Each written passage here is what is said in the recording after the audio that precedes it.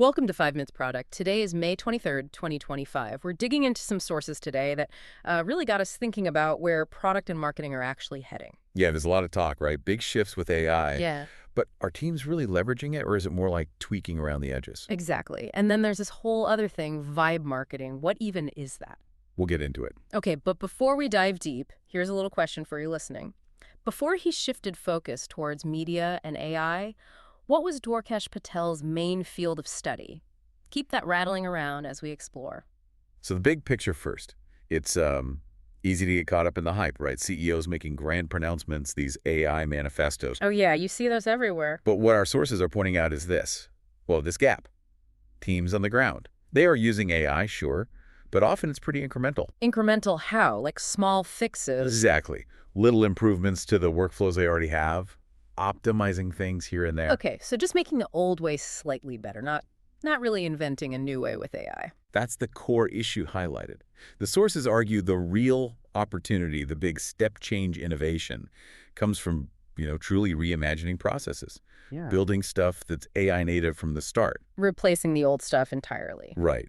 That's apparently where the massive value unlock is. It makes sense. It's just probably harder. Feels riskier than just adding a bit of AI here and there. It definitely requires more boldness to kind of discard what's familiar.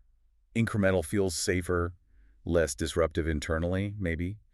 But the sources suggest it just won't deliver those exponential gains AI really promises. And speaking of bold reimagining, there's actually a great example in the sources. Really concrete. Oh, yeah? Yeah, the story about a team, they were really frustrated with their user activation rates, just stuck. Flatline. Been there. So they looked at their normal onboarding, the usual flow, and basically decided this isn't just inefficient, it's Oh, the wrong approach. interesting. So what did they do? Not just A/B test button colors. No. They went bigger. They replaced the whole traditional flow with an AI-powered user onboarding agent. An AI agent for onboarding. How did that work? Well, the idea was it could interact much more personally, adapt to the user, handle tons of users at once, obviously, and just feel more tailored than a one-size-fits-all static flow. Okay, I can see the potential there. And the result? That's the kicker. It reportedly doubled their activation rate. Doubled. Wow. Okay, that's not incremental. Right. That's a proper step change, rethinking the whole thing around AI. That really speaks volumes. Okay, so switching gears a bit, marketing's also changing, this vibe marketing thing you mentioned. Yeah, the sources bring this up. It sounds quite different from the usual demographic targeting, age, location, that sort of thing. It definitely moves beyond those drier data points. Vibe marketing. It's about connecting emotionally. Shared feelings, values, identity.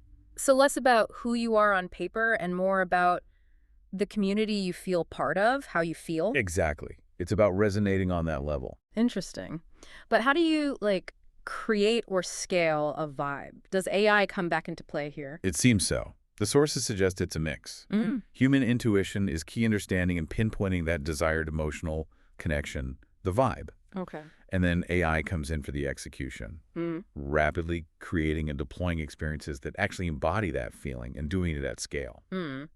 So humans define the feeling, AI makes it happen fast and wide. Pretty much. And apparently challenger brands are really leaning into this, trying to build that deeper, more authentic engagement because, well, it feels less like you're just a target in a demographic bucket. That's a sharp insight. Authenticity through emotion, scaled by AI. Yeah. Cool. Beyond those big shifts, there were some other useful nuggets in the sources too, right? Something about A/B testing. Yeah, that caught my eye too. The point that A/B test success rates are often, well, pretty low. Lower than people think. Seems so. Yeah. And the source even says tests can sort of lie if you're not careful how you interpret them. The real focus shouldn't just be the win rate anyway. What should it be then? Learning. It's about the learning you get from the whole process. Understanding the ROI of testing, yes, but crucially, using insights from past tests to design better future ones. So testing as a learning engine, not just a feature-picking machine. Exactly. It's a mechanism for learning. Makes sense. And one last quick point, they mentioned framing ideas. Oh, right. Even the best ideas can flock if they aren't presented well. Yeah. What's the key there? The source emphasizes focusing on how your idea solves your stakeholders' problems, not just why your idea is great in isolation or why other options are bad. So frame it around their needs. Right. Frame alternatives positively, show the trade-offs clearly, build confidence. Don't just, pick fights. Some really practical stuff there, too. Okay, quite a tour. So remember that quiz question from the start about Dorkesh Patel's background before media and AI? Mm-hmm. His path is pretty interesting, especially thinking about tech's broader impact, which we've been talking about. Definitely. And hey, if you found this deep dive valuable, the easiest way to support us is just to rate, like, and subscribe wherever you're listening. It costs nothing, but it helps us a lot. Yeah, it really does. And you can also keep the conversation going with us and others in our Discord community. Please do. Okay, the moment of truth.